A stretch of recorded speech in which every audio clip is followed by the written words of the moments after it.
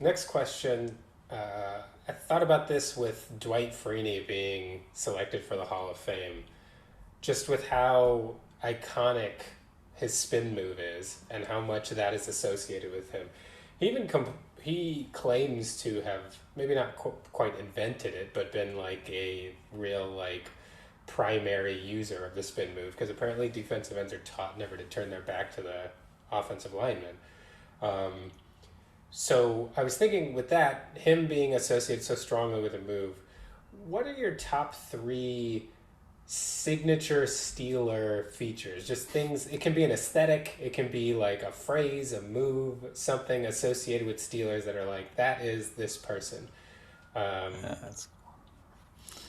that's a good question.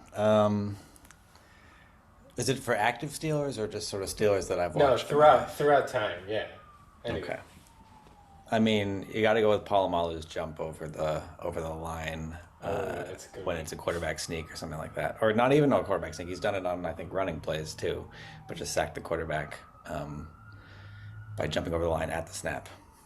Um, I think that's got to be in there. I think maybe Ben's pump fake, um, which Oh, he could really he could fake you out. I mean, he could fake out the camera person. He could fake out um, you know people in the secondary, but that was quite a pump fake. And even if you watch like he does a couple pump fakes on that game-winning drive against Arizona in the Super Bowl 43, where you thought like, how did he hold on to that ball essentially? Because it looked like it was a full arm motion going, and then he somehow just like resets. So I don't think I've ever seen anyone do as energetic a pump fake as him. And then where to go? I mean,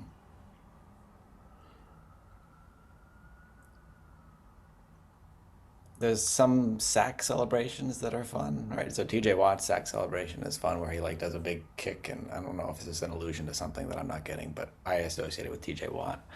Uh, Joey Porter used to do a little like jump and then like wipe the stuff off his shoes, kind of after a sack. That was a fun celebration. But I also think those memories of James Harrison being at like a just like leveraging himself under the offensive lineman and being at like a 20-degree angle with the ground and somehow still like working around. Just that sort of image in my mind is pretty awesome. I think I might have to put that up there as well. So I gave you more than three, but but I think those ones are the ones that come to mind. those are good. That the first two especially, I had not thought about in so long, and you're right how much we associate like Palomalu's jump and Ben's pump fakes. Yeah, he must have the biggest hands. What did he have? Really large hands? Like, I think he did. Yeah, yeah, they because weren't picket he. sized. I mean, his ability to go so far into the pump fake, it's unbelievable. Yeah. Oh yeah, those Yeah. are good. He didn't The have to do Palo. like the Manning two-hand pump fake. Remember those? It's like, Yeah. like, who are you actually faking out? But Yeah, he did like a full shoulder, like. Yeah, but the Palomalu jump, like he did it so well that it made you feel like other people should be able to do this, but clearly are not. Like it's incredible that he was able to time the snap like that. yeah, yeah, that's right. I mean, okay, the more we're sitting here and thinking, like, there's probably other. I mean, Antonio Brown's toe taps on the sidelines, I think Oh would those were awesome, and it was just the connection he and Ben had, where you need a 25-yard out, and probably you're going to get it right now. Like there were situations where we needed it and we got it, right? Uh, so those were cool. And then Le'Veon Bell's. I mean, we talked a bit about this in the past week over text, but his hesitation, his jump cuts, and just everything about Bell, the way he played, the way, not his personality, but the way he played, was just amazing to watch. So I feel like he could have a number of characteristic moves that should be in the consideration for the top Steelers moves in the last 20 years or so.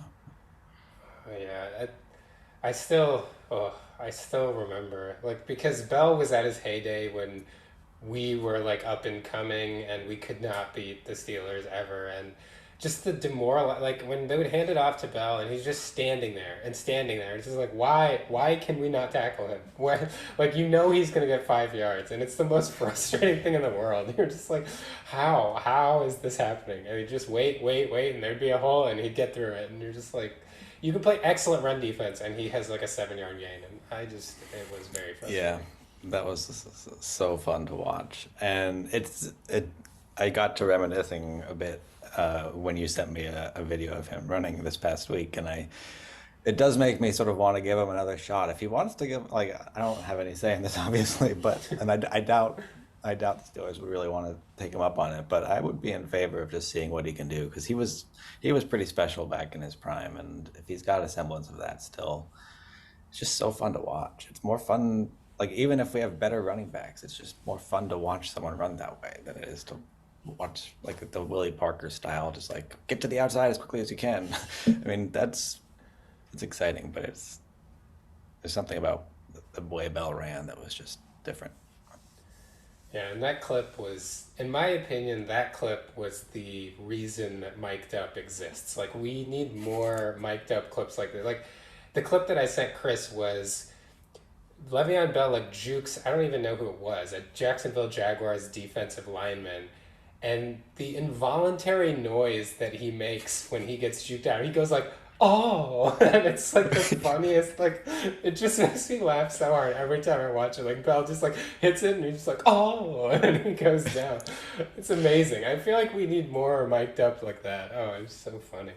Yeah, he doesn't say anything else on the play either. It's just like snap, and then you see this happening, and then you see the cut. Oh, and he falls over, and he says he almost later on the sideline you hear him say like I almost blew up my knee. Just trying.